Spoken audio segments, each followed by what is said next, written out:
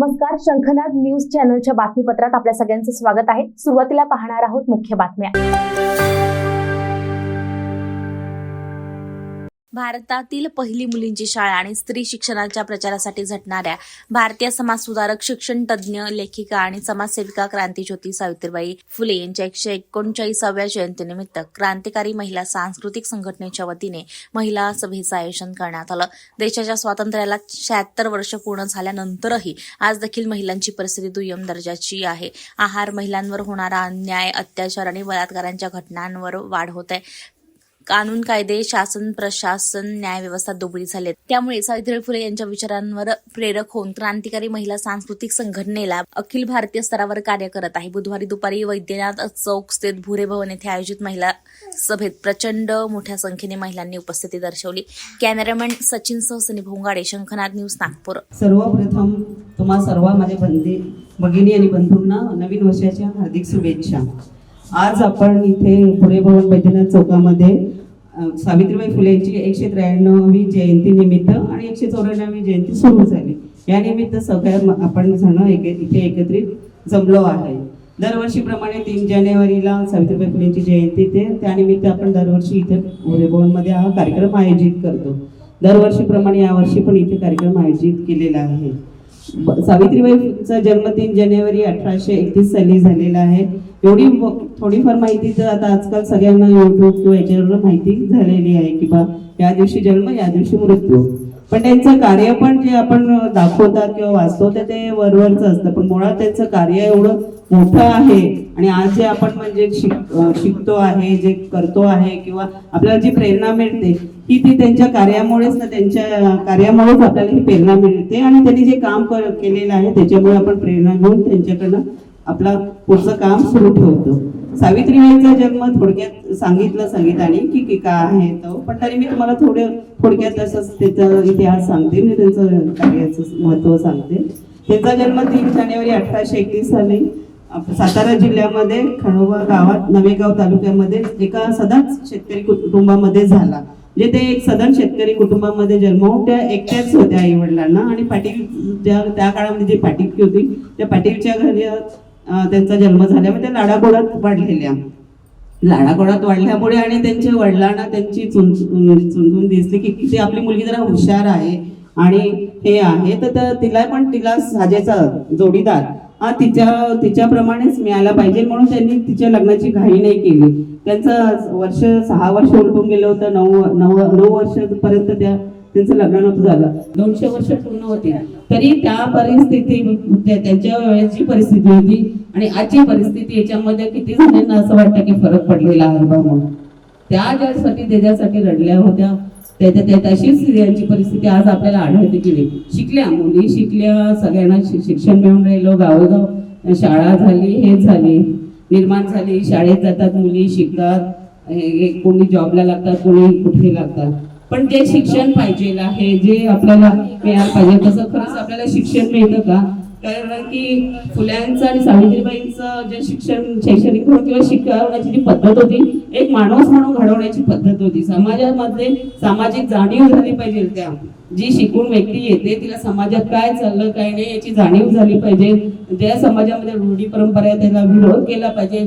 नवीन वैज्ञानिक दृष्टिकोन असं शिक्षण हे समाजात आलं पाहिजे, हा त्यांचा उद्देश होता। आणि जे शोषण आहे समाजामध्ये सगळ्या प्रकारचा, सामाजिक, आर्थिक, राजकीय, म्हणजे असं जे हे आहे, मानसिक शोषण, स्त्रियांचं शारीरिक शोषण येते, हे सगळं शोषण बंद होऊन एक सुदृढ समाज निर्माण झाला पाहिजे, असा त्या ज्योतिबा फुले आणि सावित्रीबाईंचा उद्देश होता। शोषणमुक्त समाज निर्माण होणे असा हा त्यांचा उद्देश होता। पण आजही तसं दिसत नाही। आजही महिलांचं शोषण वेगवेगळ्या प्रकारे होतच राहतं। आता आपल्याच इथे पाहणं, महाराष्ट्राचा नंबर तर खूप वर लागतो महिलांच्या शोषण। आताच 8-10 दिवसाआधी पेपरमध्ये माहिती आली की महिलांवर जे अन्याय अत्याचार होतात, ते बलात्कार म्हणा, विनयभंग म्हणा, काही आता असे, तर अशामध्ये जे जास्तीत जास्त जे प्रमाण असतं ते ओळखीच्या लोकांकडनं होतं, घरातल्या किंवा आजूबाजूचे ओळखीच्या लोकांकडनं होतं।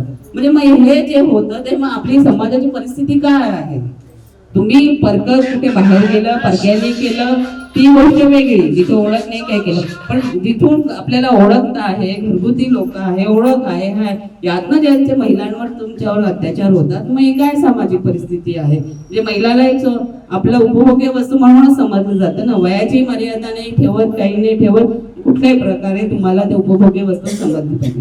नुसतं आपण शिक्षण घेतो, मोठ्या मोठ्या पदावर जातो, जॉब करतात मुली, हे करतात, माहिती आहे जातात, पण हे आपल्या शहरातल्या लोकांचं, शहरातल्या जी परिस्थिती आहे, परंतु ग्रामीण म्हणा किंवा अत्यंत दुर्लभ जी ग्रामीण भाग आहे, म्हणजे आपण जंगलामधले म्हणा किंवा ते वाडे जे जिल्ह्यात जिथे आहे, तिथे अगदी खूप लांब गेलं की 10-12 घरं दिसतात, नंतर काहीच नाही राहते, अशा ठिकाणी जी आहे परिस्थिती, तिथे तर महिलांना काही शिक्षणाची सोय नसते किंवा कुठल्याच गोष्टीची सोय नसते.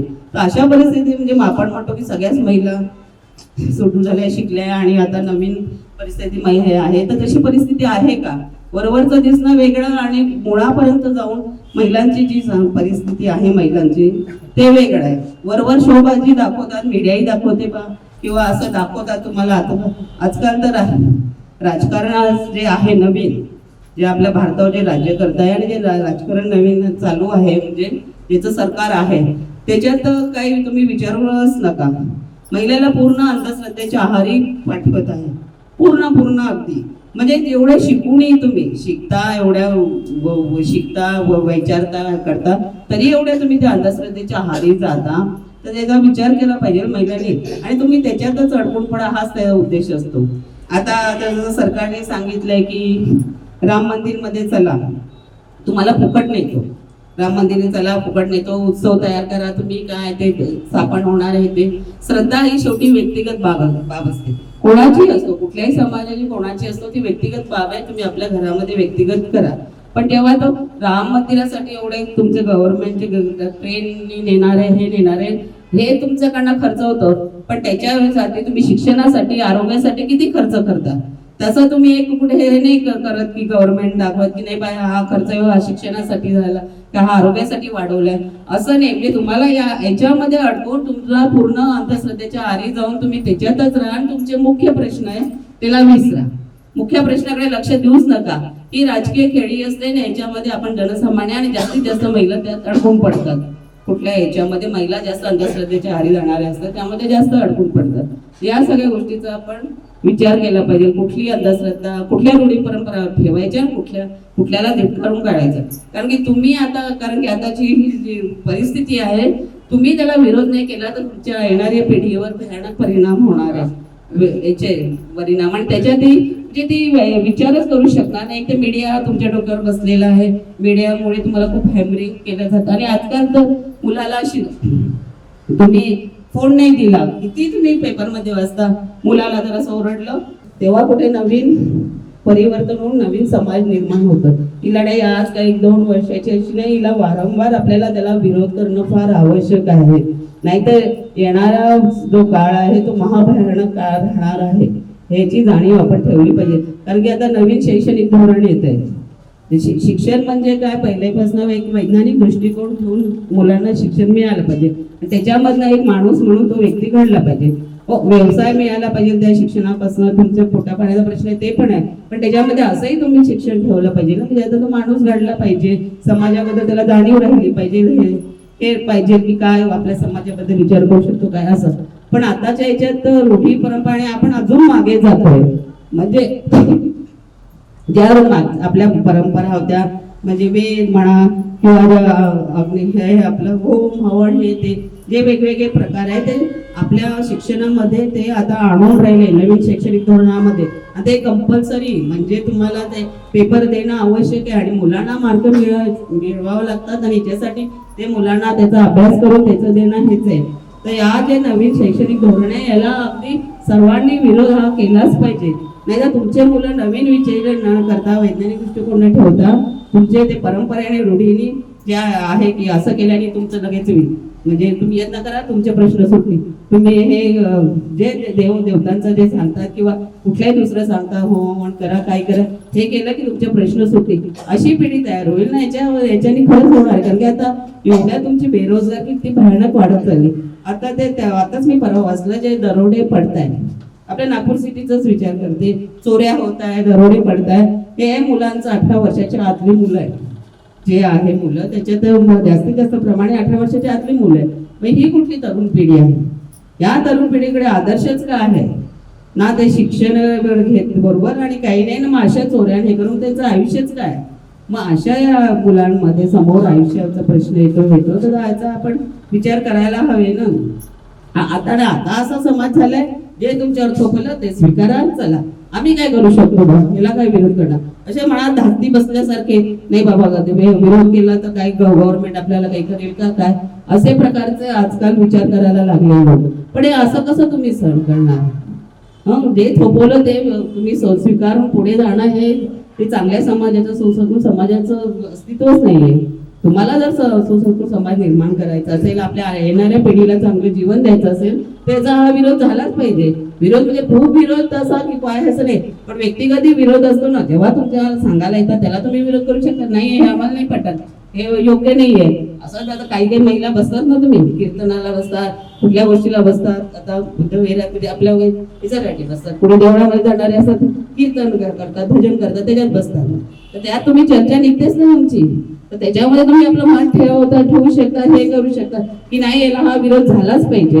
तुम्हाला काय लढा करा म्हणा किंवा एकदम आंदोलनच म्हणा असं नाही म्हणत आहे, पण जिथे तुम्ही बसता, जिथे असा विषय निघतो ना, आपल्या याच्या गोष्टी निघतात की कसं हे चुकीचं आहे, तिथे तर तुम्ही विरोध करू शकता, बोलू शकता. तर ते असंही तुम्ही केलं तरी त्याला एक तो भाग असतो विरोधाचा न्यायचा, की नाही बा, यांची जी आहे मत किंवा हे असं आहे, मग आपण त्यांनाही लोकांना म्हणजे असं करत समजा आपण गेलो पूर्ण समाजात, तर समाजाची परिस्थिती कळून येते ना की नाही बा, या गोष्टीला विरोध आहे बा, असं दिसून पडतं ना. तुम्ही जे याल ते थोपवलेलं घ्याल, स्वीकारायला त्याच्याच याच्याने चलाल, तर अशाने कसं होणार आहे? विरोध हा झालाच पाहिजे. ज्या कोणत्या चांगल्या गोष्टी आहेत त्या स्वीकारा, ज्या नाही पटत आहे त्या सरळ सोडून द्या किंवा नाही त्याला विरोध करा. तर हे होतं आजचं बातमीपत्र. पुन्हा भेटूयात पुढच्या बातमीपत्रात. नमस्कार. गहनों से ऐसे सजे सजाए, सबसे आकर्षक मुझे बनाए, रेणुका ज्वेलर्स के गहने ऐसे सबके दिलों को जीत जाए. Renuka jewellers, Renuka jewellers. Renuka jewellers 1998 से गोल्ड और डायमंड ज्वेलरी के लिए सबसे विश्वसनीय नाम. अमन इंपीरियल नियर अनंत नगर बस स्टॉप.